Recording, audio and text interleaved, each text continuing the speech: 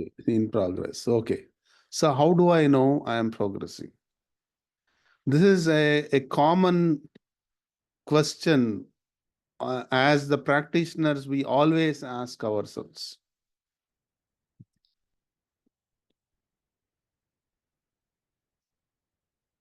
So let's see what Daji says, and I'll share some ideas, which were forming in my mind last night. The easiest way to know your progress is through two individuals in your life. That is kind of Daji is uh, sort of challenging us because, see, all said and done, Babuji said, you will understand the sacrifice, love, all the noble qualities only by way of the family. So there is this, I would say, rather a wrong notion that in order for you to spiritually progress, one has to become a celibate, leave the family, disconnect from the family, disconnect from the society, then only you can progress. That's a notion from the past India. I don't know how it creeped into the Indian spirituality, but that's how kind of people have looked at. So Babuji said only through family life, when you live in the society, when you are connected to the society, connected to the family, then only you will understand the real sacrifice, the real love, real patience, real tolerance, all the things you will understand. So one is two individuals in your life. One is your mother. If your mother says you are okay, my child, you are getting less angry, you are less irritated, you are more regular, you are calm, you are empathetic, and so on, then indicates the progression. When your mother endorses your progress, it's good. Second, if you are married and your partner says, my God, what a transformation. You're more loving, you're not shouting, and the way you used to shout before, you're not as demanding. That's another indicator of progress. And the second challenge is the toughest one. It's not easy to get praises from the wife, right? Or the partner, wife or husband. It's always, there's a challenge in acknowledging, right? So, and now my wife's get mad at me for not getting angry or not challenging her enough. Then he says, you have become a vegetable. So it's even the other way also, you'll have challenges, right? So if you have pets like a dog, a cat, horse, or some other animal, when you meditate, they become quiet. Their quietness will also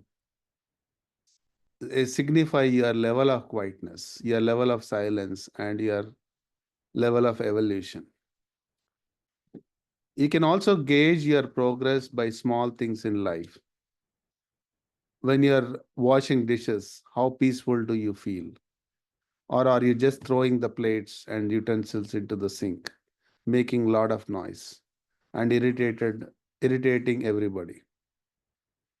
So do you perform your tasks in a peaceful and orderly manner? Do you feel joy in the heart now and then for no particular reason? While going to bed, do you look forward to the morning so you can meditate? Do you feel that your relationship with the divine is becoming stronger and stronger? This is one important aspect I want to focus on today. Do you feel that your relationship with the divine is becoming stronger and stronger? These are some signs that indicate inner progress. So then, if these are the signs indicating the progress, then what are we talking about the spiritual journey from point 1 to 2 to 13 all the way? Is it not an indication of the progress? If I'm going from point 1 to point 5, is it not progress? One must really touch their heart and ask that question. If that going to point 5 is not reflecting in my attitude, is not reflecting in my character, is not reflecting in my behavior, and is not reflecting my inner connection, then that progress has no meaning, right? So, a long time ago, this is almost like 15, 18 years back, once we had a session in Detroit. I still remember that. And the question came to me in that seminar was, how do I know I am progressing? I still stand by that answer, even though there are a lot of my understanding around heartfulness, meditation, and spiritual progress has changed. In the first line of our prayer, we say, "Thou art the real goal of human life." When we start the prayer, when we start our practice, just because it is given as a practice, we say that sentence, "Thou art the real goal of human life. You are my goal. Attaining your state is my goal. Reaching the divine abode is my goal of life." We just say it as a prayer for the sake of saying it. But as we progress, the intensity with which we say that first sentence tells your progress. The more closer you are getting, the more desperate you become. As you are getting closer and closer, your intensity of that sentence changes internally. What you mean in that sentence changes, right? It's like, a guy is proposing a girl and says, "I love you," and the girl rejects it, right? The guy, okay, I can find somebody. That's not love. That's not the attitude here. There is no other way. It is almost imperative for me to reach that goal. There is no other alternate. If that is what I feel, then I am moving towards this higher essence. Number one indication. With what intensity we say that? If that intensity is there, then my prayer itself becomes the way of life. Once I was with Chariji and somebody asked, "What is prayer?" He said, "It is the way of life." Okay, good answer. Then I thought about it. What does it means, way of life really means? Means it is a chosen path with the right understanding, with the right attitude to reach that goal. And also the craving, the inner intensity to reach that goal indicates the progress.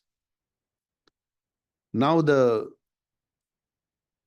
I'll tell you the wrong question here is, how much have I progressed is a very wrong question. This also we keep asking ourselves, how much have I progressed? If this progress is infinity, then how much have I progressed? How much should I progress? Even if I progressed up to infinity, there is infinity ahead of us. That's how infinity is defined.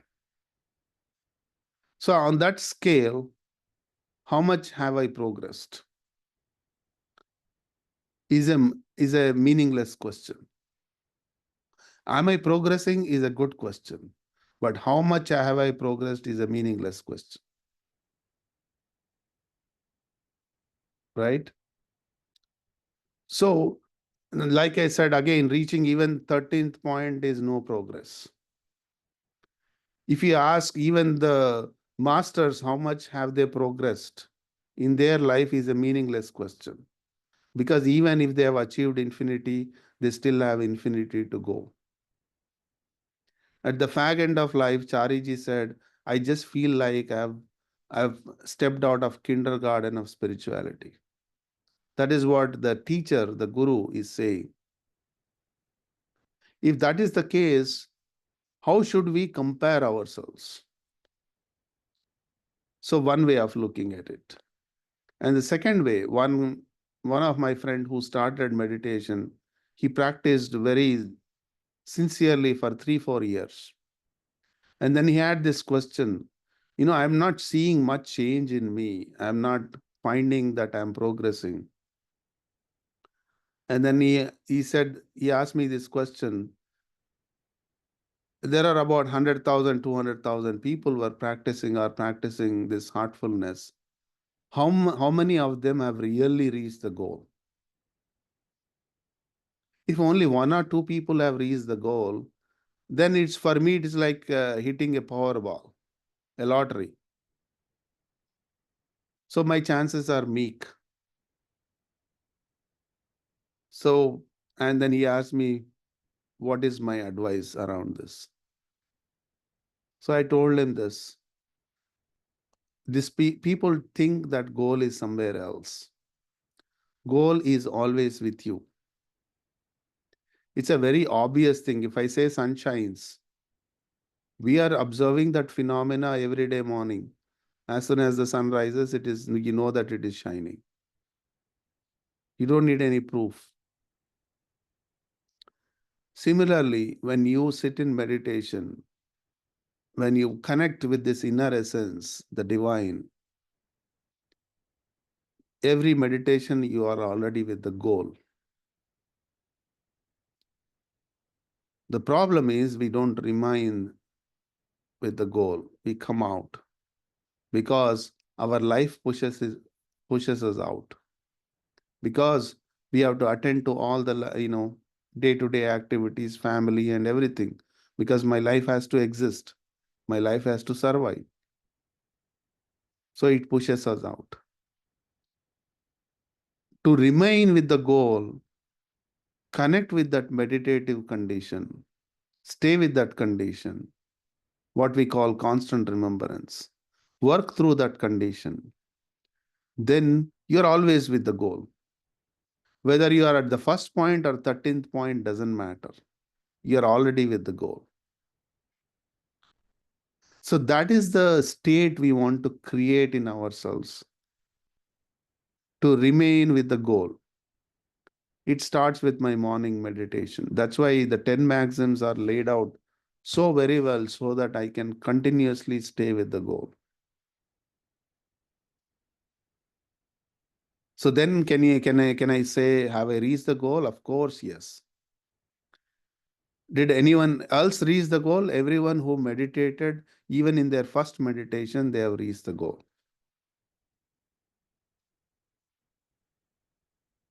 Okay. So this is very important to understand.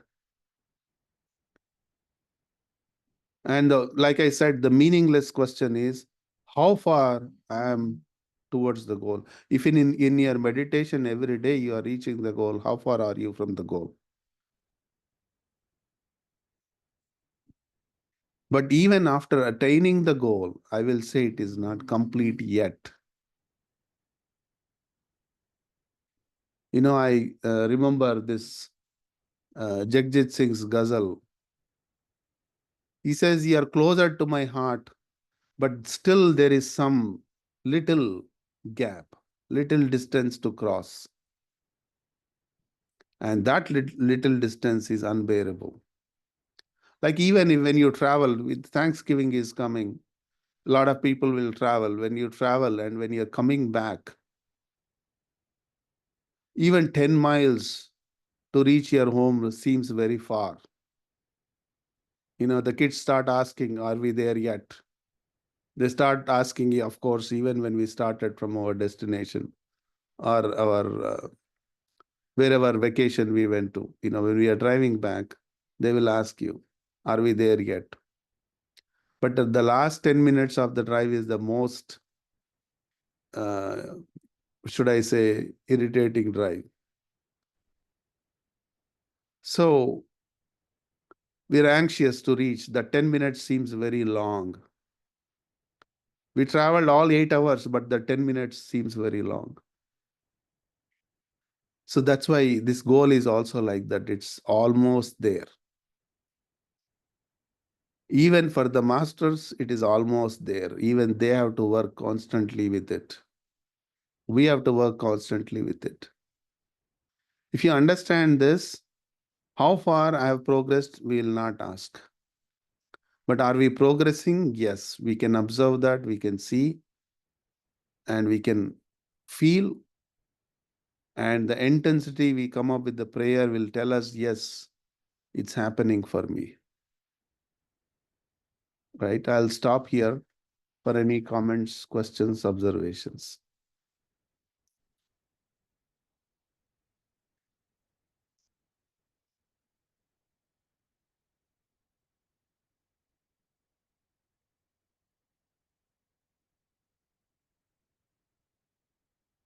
All right. Everyone is quiet.